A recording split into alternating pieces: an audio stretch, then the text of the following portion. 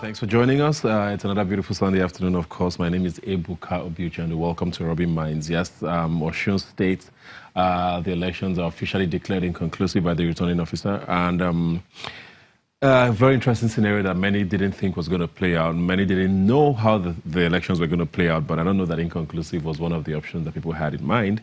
353 votes. 353 votes. Not 3,000, not 300,000. 353 votes. That's the difference between the PDP and the APC governorship candidates. And it doesn't get closer than that. That's pretty much, that's probably the number of people you find in the streets sometimes.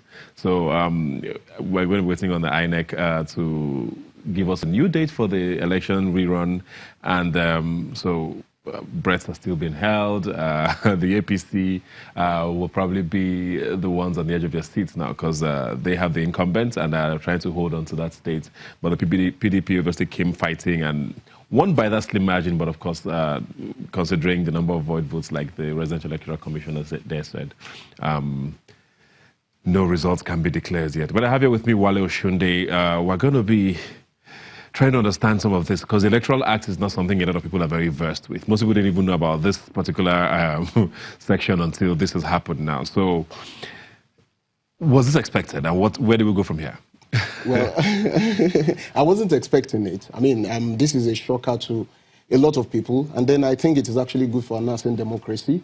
A lot of our politicians should actually learn from this experience, and then we now know that the people are more conscious of their political opportunities. I mean, the fact that they truly are supposed to decide, yes, what exactly happens in terms of governance in their respective states, and then, of course, in the country. 2019, I've been saying it, 2019 is actually going to be absolutely interesting. And so, and I look forward to it really good, but from Osun, we can see clearly that 353 votes, I mean, can be like 3 million votes sometimes. And so this is actually very interesting. And I'm very happy that it is actually not a smooth ride for any of them. And, I know that right now, between now and the 28th of, is it 28th or 27th of September, where we're likely to have the rerun, I mean, PDP and APC would actually not be sleeping. Yeah. And so that is interesting for me. Before we get to the results now and discussing what's going to happen next, I want to talk about the elections itself. I know it looks like from the series of elections we've had recently now, it looks like Nigeria has gone. I mean, there was a time when there was a lot of rigging. Rigging was the talk of the town whenever there was an election anywhere in this country. We moved on from that to violence. There was a lot of violence. Now, vote buying seems to be the thing. Now, with this election, we're mostly violent-free. I mean, there were a few skirmishes, but nothing as scary as we used to have, where we would have numbers in tens and hundreds dying in the past. We're not really hearing reports of parties complaining of the other party rigging. But we did see pictures on social media, of course, of people caught with cash, handing out to voters and all of that. But that is not necessarily against the law now, is it? And people are not sure how to work around this, where, people is that campaigning on the day, which is not allowed? How do we fight this vote buying now, which has become sort of the fad? The order of the day. Yeah. Well, it is actually an offense to actually buy votes. And it is an offense to actually induce the voters. Especially on the day of absolutely. Voting, yes. And so anybody that is caught, you see, unfortunately, the problem that we have in this country is that we don't bring people to book. I mean, and until we start to do that, we need some examples to actually set the pace for others to follow. And if we don't actually bring people, I mean, we don't hold them to account, we don't let them know that, look, the law can actually take its course on you, and then you be behind bars, and then, we use you as a deterrent, and all that. You see, we are not likely to get it right. And as such, it is very important that we, the people, should continue to decide our fate, and we should continue to elect people that we can hold accountable into offices. And we must encourage our other brothers and sisters who are probably not learned and who are probably not, who have not understood the fact that, yes, sovereignty belongs to the people, and then we must hold our leaders to account, and that we must reject all these measures, that is being implemented and perpetuated by gullible politicians to buy the conscience of the people. You see, we must encourage our people not to collect all these monies, not to resort to vote buying and collection of this cash. And then we just have to continue to sensitize them and orientate our people to let them know that, look, our PVC, our vote, is actually our power. And then we must hold people to account the moment they assume, public offices. A lot of people have said that, Osun State is, by a lot of indices in the country, they are not particularly in the top tier when it comes to internally generated revenue. Their debt profile is extremely high. A lot of workers have been owed salaries. But they had, I think it was about 48 aspirants to this seat. People are wondering what is still so attractive in a state that looks like it's going through such a tough time. And then what does this say, if I may, about the two leading parties? I mean, the APC is in government now. It looks like, does this say that people are not necessarily excited about them coming back? Or did the PDP just put up a very good fight? I know people are trying to talk about the Davido factor here as well, campaigning for his uncle. What do you really think happened? To be very honest with you, Osun is actually a case study on its own. And I tell you why I'm saying this. You see, salaries have not been paid for maybe about 2 or 3 years, according to what we had. I'm not from Osun, but of course we have had that salaries have not been paid for a long time. And all of a sudden, just about 3 months ago, they started paying salaries to people and all that. 2 months, 3 months. Exactly, 2 months, 3 months. And that is actually not responsible of a government that is actually in love with the people. And I stay with all sense of responsibility. You see, the truth is, people are working and they need to feed their families. They need to send their children to school. They need to also, find accommodation for themselves and all that. They need to live fine, and they are not being paid. And they rely on these salaries to actually, make all these things happen for themselves. And where do you expect them to get this money? To take care of their families, to do all sorts of things. And then you now play politics such that 2 or 3 months to the election, you start paying them and all that, and you do not expect the people to react through their ballot. It would not happen. And that is exactly what all the governors in the other states and all our political leaders must learn. Because this is actually going to happen, in 2019, big time. It is going to happen to a lot of people in 2019. You see that a number of governors are not going to return. A number of senators are not going to return. In fact, a number of House of Rep members and then House of Assembly members are not going to return. And the people, it shows clearly that the people are politically conscious. They are more aware of their rights than ever before.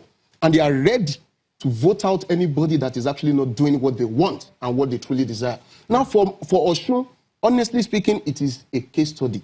And believe me, there are 2 political parties in Nigeria, whether we like it or not. We have 91 registered political parties, but there are 2 dominant political parties that are actively involved in the political process, the APC and the PDP.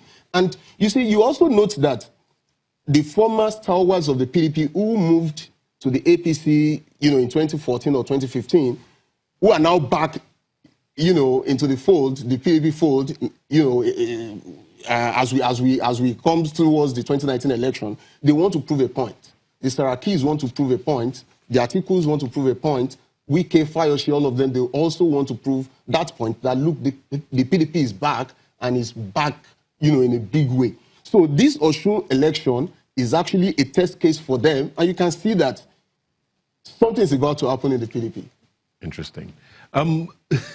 Once again, if you're just joining us, yes, the Osun State elections have been declared inconclusive. No winner yet. There might be numbers flown around. The difference in votes is 353, like we said, but it's too close because the number of invalid votes, voided votes, are 3,498. So the returning officer has declared it inconclusive, but elections have been fixed for a rerun on the 27th of September.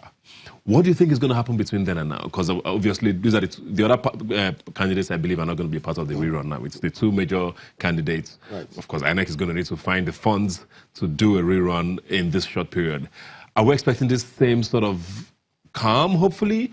Is vote buying, do you think, is still going to be, because this is going to be on a smaller scale now, more eyes on the state. What do you think is going to happen? Now that we are talking about 7 wards or 7 polling units, 7 polling units, as a matter of fact, I strongly believe that the 2 major contenders are actually going to be knocking door to door. I'm telling you. And they just want to see how to capture the people of these polling units. And I believe that they are not going to be sleeping. And it is very good and interesting. However, I think as it stands, the PDP is actually in the lead. And as such, if they're able to actually do their calculations very well, I see the PDP emerging at the end of the day. And it goes to show that, the APC government would really have to battle and wrestle so hard to have a clinical finish in 2019. But I mean, people keep talking about the PDP doing all of this in all of these elections, but every single election that's held in the last year or two, the APC has won. Where is this confidence coming from? I mean, and we haven't had any reports of anybody going to court to challenge any of these elections. So it means the APC is still doing something right. And people seem a little too early to be writing them off, don't you think? Well, I'm actually not writing off the APC. No, but you just said the PDP. Oh, yes. I said something. Yes. But I mean, I'm talking about based on precedent. Yes. Every time people have thought the PDP was going to put up a fight, the APC ended up winning. So where is that coming from? Well, maybe not in a race like this. I mean, what we have at stake now is about 3,498 votes. That is what we have at stake right now, or something like that.